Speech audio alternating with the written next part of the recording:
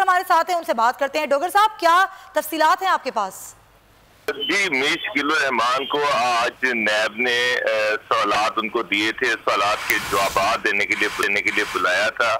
और बेसिकली जो उन पे इल्जाम हैं उनमें जो मेन बड़ा इल्जाम था वो ये था कि उन्होंने 57 किनाल राजी थी, सरकारी राजी थी, जिसको उस वक्त के वज़ीर आला नवाज शरीफ ने जंग ग्रुप के वर्कर्स को जो कि देनी थी, और इलीगली नाजायज तौर पर वो मीर शकील रहमान को उनके चल रही थी। और इस हवाले से नैब ने उनको बुलाया था, उनको सवालात दिए थे। आज जो मीर शकील रहमान ने सवालात के जवाब दिए हैं उसमें वो नैब के जो एहलकार हैं उनको सेटिस्फाई करने में नाकाम रहे हैं, बल्कि उनके पास उन सवालात का कोई जवाब नहीं था, जिसकी बुनियाद पर फर्दर इन्वेस्टिगेशन के लिए मीर शकील रहमान को आज अरेस्ट किया गया है। 54 किनाल अराजी जोहर टाउन में, जिसकी मालियत कई 100 अरब रुपया है, और उस पर महलनुमा घर इन्होंने बनाया हुआ है, जो कि बुनियादी तौर पर स्टेट लैंड थी, जिस पर इन्होंने कब्जा किया था उस वक्त के वज़ीर आला नवाज शरीफ जो है उनके साथ मिलकर। तो डोगर साहब, कितने अरसे से ये केस चला था? इस तरह से आपने बताया कि जंग वर्कर यूनियन की जानिब से ये केस इन पर किया गया था।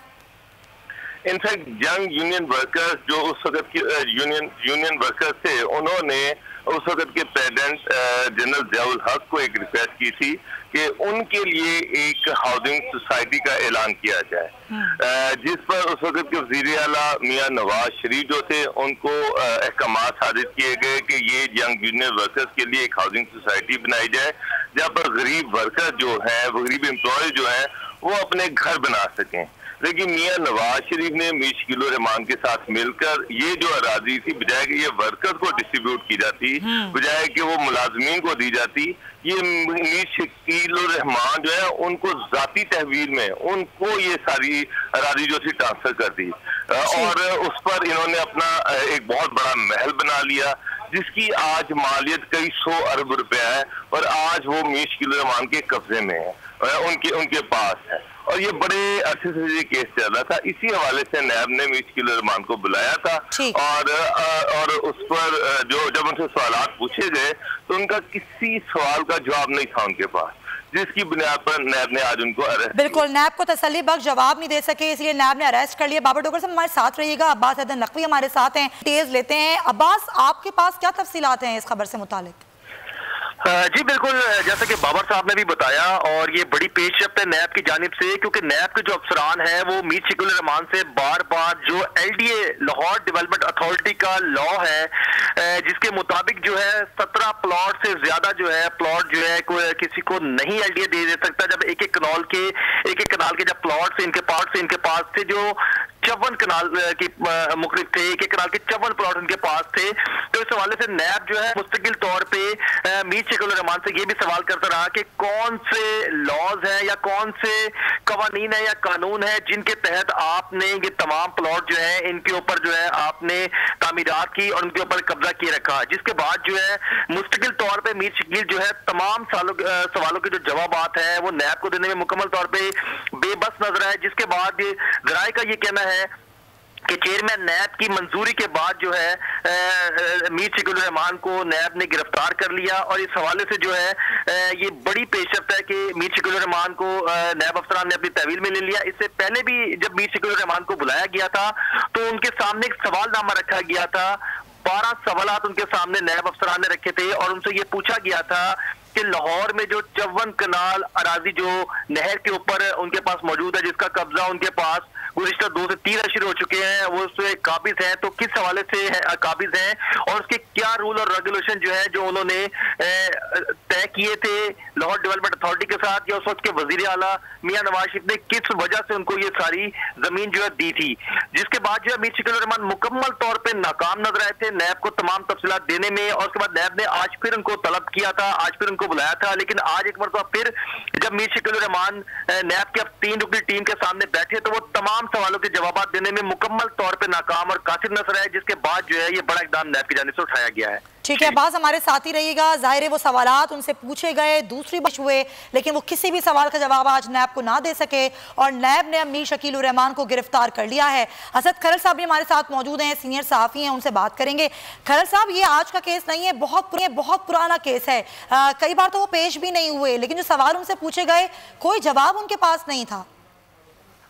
बिल्कुल, जब 5 मार्च को उनको बुलाया गया तो उनके बच्चे भी साथ थे और 3 लोग और भी थे और उनका सारों को मैंने अंदर लेके जाना है। तो नैब ने कहा कि इस तरीके से नहीं है, यहाँ पे एक क्रिमिनल इन्वेस्टिगेशन चल रही है और आप जो आपसे चीजें पूछी गई उस हवाले से। तो 5 मार्च को जब आए थे 10 बजे को उनको बुलाया था और ये पहुंचे थे 3:05 पर और 4:45 पर वहां पे तकरीबन पौने 2 घंटे इनसे नैब के 3 से 4 लोगों ने पूछताछ की इंटेरोगेशन रूम नंबर 2 में, जहां पे शहबाज शरीफ और नवाज शरीफ साहब से इंटेरोगेशन की गई थी। लेकिन इन्होंने किसी भी सवाल का जवाब नहीं दिया था। सिर्फ ये ज्यादातर इसरार करते रहे कि कंप्लेनेंट मेरे खिलाफ कौन है। फिर एक और चैनल के हवाले से काफी बातें वहां पे करते रहे।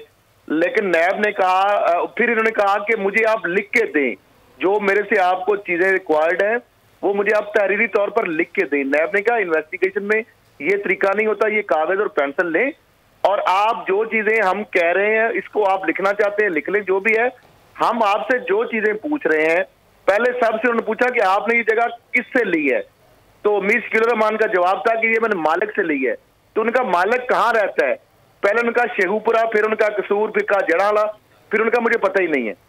ठीक है, इस पे तकरीबन पौने 2 घंटे उनसे पूछताछ की गई, लेकिन किसी भी वो सवाल का जवाब नैब को नहीं दे सके। दोबारा उनको वहां पे कहा गया था कि आप 12 मार्च को दोबारा आप तशरीफ लाएं और जो हमने सवाल आपसे पूछे हैं, जो रिकॉर्ड है वो आपने लेकर आना है। तो मामला ये है कि आज भी यही मामला हुआ कि नैब के अफसरान उनसे बार बार जो सवाल करते थे उसका वो जवाब नहीं देते थे। वो अपनी आगे से लॉजिक बयान करना शुरू कर देते थे। वो इस तरह लग रहा था जिस तरह के किसी टॉक शो में या एक मीडिया मालिक के तौर पर, एक मुलजम के तौर को अपने आप को वो वहां पे बिहेव नहीं कर रहे थे। इस बार नैब ने कहा कि जब ये आप सारी चीजों को नहीं, इसलिए अभी उनको हिरासत में लिया गया है। अब ये देखना है कि उनकी बेकायदा गिरफ्तारी डाली जाती है या नहीं डाली जाती, क्योंकि ये उनको अदम तावन जो है वो आए तो जरूर हैं, लेकिन वो एक अग्रेसिव मूड में थे, लड़ने के मूड में थे। नैब के हुकाम से उन्होंने बड़ा पेशेंस का मुजाहरा किया है, बदतमीजी उन्होंने की है और उन्होंने कहा जी ठीक है जी, जो भी है आप मुझसे, मैं इस तरह नहीं, आपको जो भी आप चीजें पूछ रहे हैं आप मुझे लिख के देंगे। यानी अथॉरिटेटिव उनका एक बिहेवियर था। तो खरल साहब, ये बदतमीजी आपने बताया कि उन्होंने की, इससे पहले जब वो 5 मार्च को पेश हुए थे तो क्या सवालनामा उनको दिया गया था उस वक्त? सवालनामा नहीं दिया गया था, लेकिन मोटी मोटी चीजें उनसे पूछी गई थी और उनको कागज पेंसिल दे दिया गया था कि अगर आप अपनी याददाश्त के लिए आप नोट भी करना चाहते हैं तो आप कर सकते हैं। तो अब मामला ये है कि चौवन कनाल जो जगह है 5-6 अरब मालियत की जगह है और ये 1986 में हाकम और हदायत नामी 2 लोग थे। उनके नाम ये जो नियाज बेग से जौहर टाउन की स्कीम के अंदर ये इलीगल 86 में ये शामिल किया गया इंतकाल। फिर उसके बाद इकट्ठी एक ही जगह पे चौवन कनाल, जो उस वक्त नवाज शरीफ साहब वजीर आला थे, इनको स्पेशल एक वेवर दिया गया और उसमें बहुत सारी और चीजें हैं। यहाँ पे 2 गलियां हैं वो बीच में डाल ली गई, बैलेटिंग होती है वो नहीं हुई, इकट्ठी एक जगह पे जमीन दे दी गई। बहुत सारी इसमें नॉर्मलीज थी, इरेगुलरिटीज थी। फिर वहां पे बिजली, पानी, गैस डेवलपमेंट अभी जो स्कीम की नहीं हुई थी, लेकिन इसका पहले ही वहां पे सारा इन्होंने करवा लिया। और ये जो रिसेंटली 2016 के अंदर जाके 86 से ये मामला शुरू हुआ, 2016 में मीर शकील उर रहमान अपने और अपनी फैमिली के नाम ये ट्रांसफर डीड के जरिए कराई। उस वक्त जो आप डीजी LTA हैं, उस वक्त वो डिप्टी कमिश्नर लाहौर थे, सुमैर सईद साहब जो है, सैयद साहब, उनके दौर में। और उसमें 2011 और 13 के अंदर भी बहुत सारी इसकी जो फाइल है जो नैब ने LTA से ली है 512 सफात पर जो मुश्तमिल है, उसमें बहुत सारी ऐसी रेवेन्यू डिपार्टमेंट की रिपोर्ट्स मौजूद हैं कि ये जो मामला है, ये जो खाता है, ये डुबियस ट्रांजैक्शन है, ये इलीगल है। तो खरल साहब, इस तरह तो बहुत सारे लोग शामिल तफ्तीश आएंगे इसके बाद। बिल्कुल, इसमें नवाज शरीफ साहब चूंकि उस वक्त वजीर आला थे और उन्होंने ये समरी जो थी जो उनको पुटअप की गई, उसमें ये कहा था कि जो इनको यानी मीर शकील रहमान साहब को और ये इनके जो पावर ऑफ अटॉर्नी थे हदायत और हाकम, जो इनको स्पेशल एक फेवर दी जा रही है इस मामले में, ये सिर्फ इनकी हद तक है। इसके बाद कभी भी इसको इस्तेमाल नहीं किया जाएगा। इससे ही उसकी बदनीति जाहिर होती है। फिर उसके बाद ये जो महकमा माल के लोगों ने बकायदा रिपोर्ट की कि ये जो ट्रांजैक्शन हुई है इसकी कोई बुनियाद नहीं है, इसके पीछे कोई ऑर्डर नहीं है कोर्ट का, और ये कोई लिजिटिमेट या लीगल एक ट्रांजैक्शन नहीं है। उसके बावजूद चूंकि इनका इन्फ्लुएंस था बहुत ज्यादा, हुकूमत इनके साथ मिली हुई थी, एलडीए के काम इसमें बहुत सारे अब शामिल तफ्तीश होंगे। नवाज शरीफ साहब को बुलाया जाएगा कि आपने किस तरह ये वेवर दे दी। तो ये सारी चीजें, बहुत सारे अभी सवाल और बहुत सारे मुल्ज़मान, जाहिर है ये तफ्तीश जो है वो अब होगी और अब काफी सारे लोग जो हैं वो इसके दायरे में आएंगे। खैर साहब हमारे साथ मौजूद रहिए, लेकिन अभी खबर ये भी है कि दौरान तफ्तीश मीर शकील रहमान ने नैब लाहौर में तहकीकाती टीम से बदतमीजी भी की है। अब्बास हैदर से मजीद जानेंगे। अब्बास हैदर, ये क्या मामला है? जी बिल्कुल, जैसा कि नैब के अफसरान जो है मुस्तकिल तौर पे मीर शकील रहमान से मुख्तलिफ किस्म के सवालात कर रहे थे, जिस दौरान वो ज़राए का ये कहना है कि काफी मरतबा एग्रेसिव भी हुए। उसके साथ साथ जो है नैब की टीम ने जो मीर शकील रहमान से सवालात किए, उनसे अहम सवाल ये किया गया कि सड़क के लिए फराहम की गई इजाफी जमीन जो है उसकी क्या कीमत आपने अदा की थी या नहीं अदा की थी। इसके सवाल का जवाब देने में मीर शकील मुकम्मल तौर पर नाकाम रहे। सड़क फराहम करने के लिए क्या सीएम हाउस को आगाह किया गया था इस हवाले से। इसके साथ साथ नैब के अफसरान ने यह भी सवाल किया कि हिदायत अली के अटॉर्नी जनरल होते हुए एलडीए आप क्यों गए थे। इसके अलावा यह भी पूछा गया कि 54 प्लॉट वजीर आला से मंजूरी के बाद फराहम किए गए, इसके हवाले से तफसीलात फराहम करें। जबकि इसके साथ साथ मीर शकील से नैब के अफसरान ने यह भी सवाल किया कि मुकम्मल अराजी की मौजूदा सूरत हाल क्या है, कितनी आपके पास है और कितनी एलडीए के कब्जे में है, इस हवाले से भी तफसीलात फराहम करें। और के साथ साथ अराजी मुंतकली के मुकम्मल कागजात और दीगर मंदरजात भी जो है फराहम करें। लेकिन इस हवाले से कहना है कि मीर शकील जो है तमाम चीजें मुकम्मल तौर पर फराहम करने में नाकाम नजर आए, जिसके बाद जो है नैब हुकाम ने उनको अपनी हिरासत में लिया। अच्छा ये बताइएगा कि अभी हिरासत में ले लिया गया, इनको कहाँ रखा जाएगा अब्बास?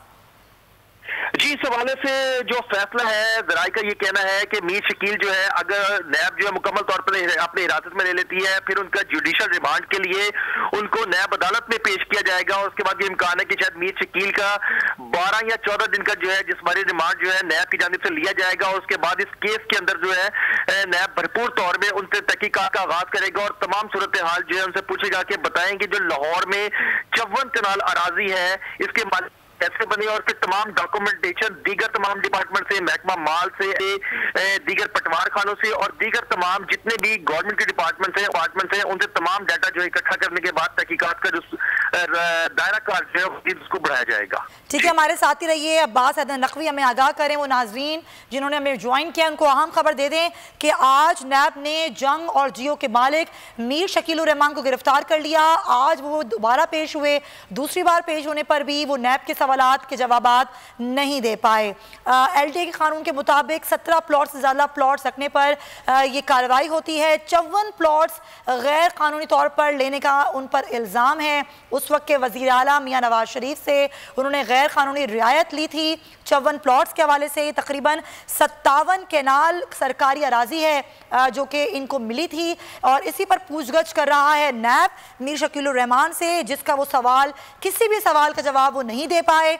आज भी उनसे तफ्तीश की गई नैब लाहौर में तहकीकाती टीम की जानिब से, जिस पर उन्होंने बदतमीज़ी भी की और उन्होंने पूछा कि आप मुझे बताएं ये कंप्लेनर कौन है, किसने ये कंप्लेन की है। अलबत्ता वो किसी भी सवाल का जवाब नहीं दे पाए। और इससे पहले वो 5 मार्च को पेश हुए थे और जब भी उनसे 2 घंटे तफ्तीश की गई थी और जब भी वो मुतमईन नैब को नहीं कर सके थे, आज भी वो नैब को मुतमईन नहीं कर सके और अब नैब ने उन्हें गिरफ्तार कर लिया है। नैब की टीम ने 12 से 14 रोज़ का जिस्मानी रिमांड उनका तलब किया जा सकता है और उसके बाद ये तफ्तीश जो होगी वो मज़ीद की जाएगी। डोगर साहब, जिस तरीके से आप मुझे पहले बता रहे थे कि ये 57 केनाल की सरकारी अराजी थी, ये मामला आज का नहीं है, ये बहुत पुराना मामला है। नैब अब जब तहकीकात करेगा तो कौन कौन से लोग हैं जो इस तफ्तीश के दायरे में आ सकते हैं?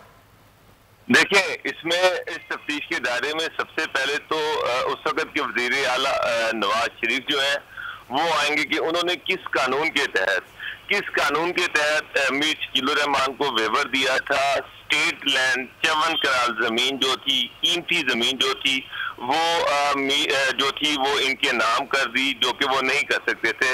और बीइंग वजीर आला उन्होंने अपने इख्तियारात को इस्तेमाल करते हुए, अपने खुसूसी इख्तियारात को इस्तेमाल करते हुए इसको वेवर दिया और इनके नाम पर या इनके फ्रंट मैनों के नाम पर ये सारी जमीन ट्रांसफर की।